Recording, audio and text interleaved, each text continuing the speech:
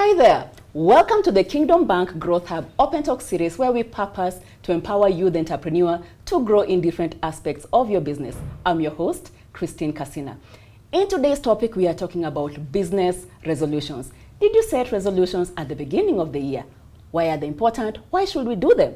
We are joined by Frida Owinga, a business coach renowned and beloved by so many entrepreneurs, and she is the founder of Passion Profit, and she's here to empower us on the importance of business resolutions, why we should set them, and the best way to go about them. Frida, welcome to this conversation. Thank you so much for having me, Christine. You know, let me randomly ask you, do you set New Year resolutions or any form of resolutions? I set resolutions every week, every month. Yeah. A year is just a set of 12 new months. Which is true. Yeah. It's true. But traditionally, you know, people at the beginning of the year, they're so psyched up. I'm going to change this about my life. Number one, normally top of the list, I'm going to get healthy this year. I'll join the gym. Those ones, yes. I will make more money. You know? And then we come to February, maybe even the third week of January, and already you're thinking, oh my, this is so hard. It is. And this is just it's like goals, jumping off a cliff. And this is just the goals in our day-to-day lives. Imagine now in business. Now when we come to business resolutions, do you ever set any? You should. Do I? Yes, I do.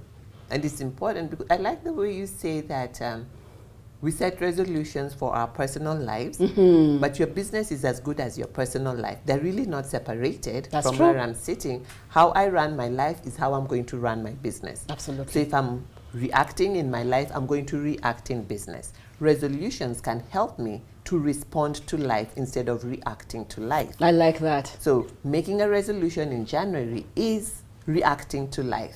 We knew January was going to come since October. So why are we waiting till January to make the resolution? Because it will mean different things to different people. A resolution is simply doing a review of what you have been doing and then resolving to do things differently because you did not get the results that you wanted. So when you think like that, you will not wait for January 1st. Ideally, you should be checking on your previous year before January 1st. So you're looking at before you get to the end of December, especially those that don't work in December, you should start thinking about the following year in October. So October, you start reviewing what have you done the last 10 months? How have you performed? And what do you want to do the next 12 months? So then you start making resolutions. I like that. And then you can rest in December, and then January you take off. I like that. I like how you put it, that when it comes to resolutions, it's the definition is, and a good definition that you've put across is changing what is not working, sitting down to review. Exactly. When it comes to selling, this is what is not working. When it comes to my meetings, this is not what is working. I need to change A, B, C, D, E. When you think like that, then it doesn't become an event of 1st January. It becomes a way of life. Do you have resolutions for the week? What have you resolved to do this month? What have you resolved to do this week? What have you resolved to do today to get those results at the end of the week, which will accumulate to the end of the month? Right. So could we then substitute resolutions to goal setting? It's really just, you can use the word you want. It's just a word. I think it is the habit and the principle behind it that matters. Whatever you're setting, if you're setting a goal, it needs to have a timeline. And it needs to have it needs to be a clear target with a timeline. A clear target with a timeline. Yes. I want to make 100,000 more. I want to lose 20 kilos. I want to get married. It has to be, a goal needs to be specific. Yes. What's interesting, and you mentioned at the beginning, is that even when you think about business resolutions, how you run your life literally feeds into how you run your business. So the values you hold, also the same. How you do everything. Yeah. I just wonder, what will hold me back from being committed to them? Because I know you've mentioned that, of course, they have to be SMART goals. I have written them down. I've sat down with a coach. I know what I need to do. I have the tools. But then remember, I'm also a human being. We all are. And we all are. And then there's also the aspect of sometimes commitment, something happens to it. So how do you as a business person stay committed to your business resolutions? There's two things. One, you need to have a tool. Two, you need to have someone to hold you accountable. And 3, those are external things. But internally, you need to be sold out to this goal. Your goal needs to be inspirational, something that is pulling you, something that you want to wake up and do. And then every 30 days you put in what based on what you want to achieve in 12 months, what are you going to do the first 30 days? What are you going to do the first week? And then you measure yourself. I don't measure them, they measure themselves, and then they put in the plan for the following month. So at the end of the month when we meet, they say, okay, last month I scored XYZ, and next month I'm going to, these are the things that I plan to do. What do you look for when you want to have somebody be your accountability partner? What should somebody look for? The first thing they should look for somebody who is, they can look for 2 things. One, a peer, somebody they're at the same level with, but they trust enough to get feedback from. Many people don't like feedback. And you know me, I'm very free with my feedback, and people get offended and all that. So I tell people I work with peak performers. And they say, so those of us that are not peak, the minute you send me an email and say that you're looking for somebody to push you, I'm not that person. No, because we are not here to be pushed. So, and I don't you're not a wheelbarrow. I love you, but I'm not going to push you. All right. I also need something to motivate me. Right. So pushing you is not very motivating. But anyway, you're looking for your accountability partner. It needs to be a peer, somebody who you trust, somebody you admire, somebody who can speak to you and you don't get offended. You can push back, but they can push you back. Right. Because they're holding you accountable to build a new muscle. They're not holding you accountable to make you feel good every day. No. No matter how good you are, there's always feedback to help you get better. All right. So a peer partner, look for somebody, a peer, somebody you trust, somebody you know that has your good interests at heart. So there needs to be some kind of relationship, and then you agree. I'd like you, Christine, to be my accountability partner. Yeah. These are the things I'm looking to achieve this year. Can we meet every week at XYZ time? And this is, when we meet, these are the 3 things that I ought to have done. And then you ask me, and if you have not done them, what should I do? Because that's where the problem comes. Because there's no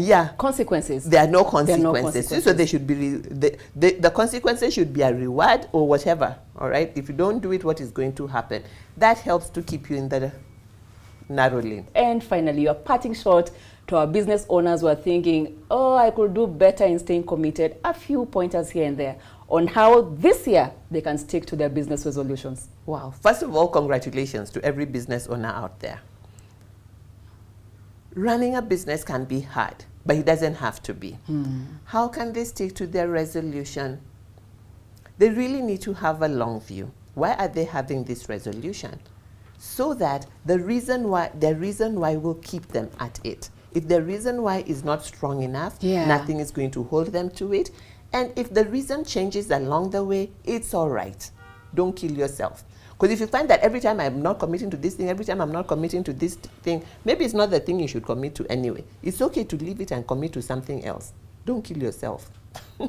Find your strong why. Find your strong why, absolutely. Sometimes, we are so stuck on we have to achieve A, B, C, D, E because we set the goal at the beginning of the year, but it's good that we have that permission to reset our goals. Yes. Is there a way or pointers you can share with us on how we can go about resetting the goals? Absolutely, Christine. Remember you said that we need to have a big why, right? So if your business goal is to make X more money this year, all right, and then along the way you feel it's not working, you need to define what is not working, all right? And do you still want, let's say you said you want to make 100,000 more, all right? So the path you chose to make 100,000 more is not working. Either you are not doing the sales calls, you are not able to do the digital marketing or whatever it is. Right. Is there something else that you can do? Do you still want 100,000 more? So if the goal is still to have 100,000 more, you may need to change the tactics. If they're not bringing, because if you want 100,000 more, let's pretend it's 120,000 more. So that means 10,000 every month. So every week you're going to need to have 2,500, or you have remember the accountability part. At the end of the month, you need to show your peer partner or your team or whoever is holding you accountable. We have 10,000 or we have 12,000. Yeah. If we have 9,000, kuliandaje, what do we need to do to get it 10,000? So you get an opportunity to reset if you're having consistent conversations with your team or with your accountability partner or with your coach. Because when you see something is not working, if you continue doing the same thing, what do we call you? Insane. And wanting to get different results. Yes, I agree. Okay. Thank you so much, Frida, for joining us on this conversation. Thank you for having me. And for everybody who's watching, perhaps they want to connect with you. Where can they find you? It's pretty easy to find me, Christine. Facebook, number one. My sons have told me Facebook ni awaze. It's all right. That is where the wazes can find me. The young people can also find me there. Facebook, Frida Owinga. LinkedIn, Frida Owinga. All right. Yes. Thank you so much, Frida. On that note, we come to the end of this conversation. Today, we hosted Frida Owinga, a business coach. We talked about how we can stick to our business resolutions. And the important thing we need to remember is, one, know your big why, which is going to keep you motivated, to keep you excited so that you can keep going. If there's any other thing you would want Frida to come back and share as a business coach, please share in the comment section and we'll find ways to bring her back. If you have any feedback, please be sure to share again in the comment section and we'll always find a way to get back to you. I've been your host, Christine Casina, and this is the Kingdom Bank Growth Hub Open Talk series where we purpose to empower you, and I hope you did get empowered in today's session. Thank you so much for watching. See you next time.